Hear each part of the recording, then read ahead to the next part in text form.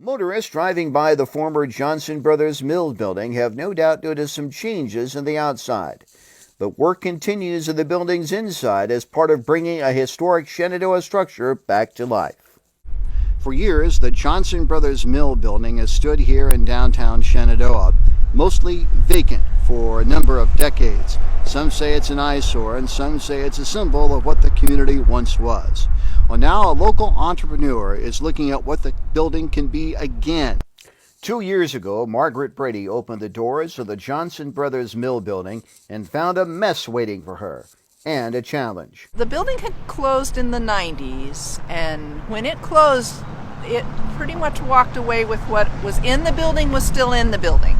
So it still had a lot of equipment, grain that was still in the bins, paper, drywall, everything, and of course the roof is bad. And so when you add water to all of those things, it wasn't very nice, and it smelled horrible.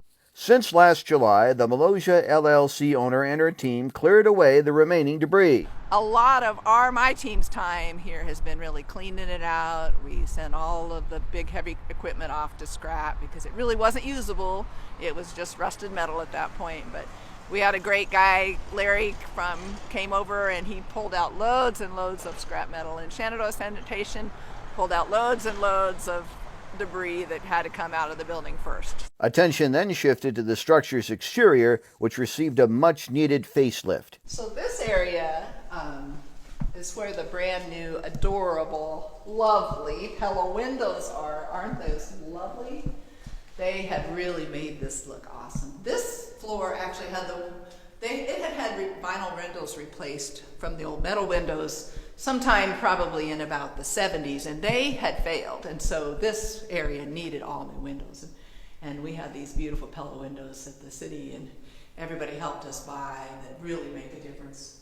With preliminary work done, step one of the building's renaissance takes place the night of April 25th, when the first floor hosts a farmer's market as part of a grand reopening. You know, you never know when you start on something like this what kind of response you're going to have, but I had 50 people come and 30 people sign up as vendors, and then I had an additional 20 people sign up that weren't able to come to that meeting. So we have about 50 people that have expressed interest in being part of the mill market at some time. Now they are going to come when they want to, so they don't have to come every week. Most of the building's second floor will be used for storage space, but Margaret has ideas for other parts of the building. Margaret envisions using the second level for office space and a classroom of sorts. So this will be for people that want to rent an office space either by the hour, by the day, or by the month.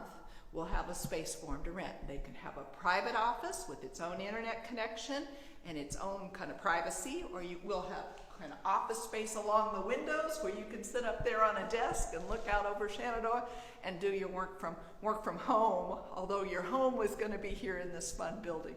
Currently, Margaret seeks grant money for a huge project on the third floor, a shared community kitchen with all the necessary equipment for food processing and storage. Everything you need to cook with would be here. So we'd have the mixers, we'd have the pans, we'd have ovens, we'd have all that stuff. And so you could walk in with your elderberries in this case, and you'd walk out with jars of elderberry syrup, and we'd have that all here. Like I said, I've got some grants in the works, and I'm real hopeful that that's going to come through to help us pay for some of that. For now, Margaret plans on leaving the top floor vacant, except for storing materials for her housing projects in town. When people stop you on the street, what do they ask you about? Well, you know, everybody is just really excited that something's happening to this building. They're so super happy that it's not being torn down, that it's no longer abandoned, and it's starting its new life. And people are just really excited. I've had 100% of the people stop me on the street and thank me or cheer, say yay, we're doing something positive about this building. So it's been I couldn't ask for more support from the community and the city council and the mayor and the city attorney and Greg Connell down at SKIA. Everybody has really, we've all rowed together in the same direction to make this project happen. And it wouldn't have happened without everybody all on board. So it's been great.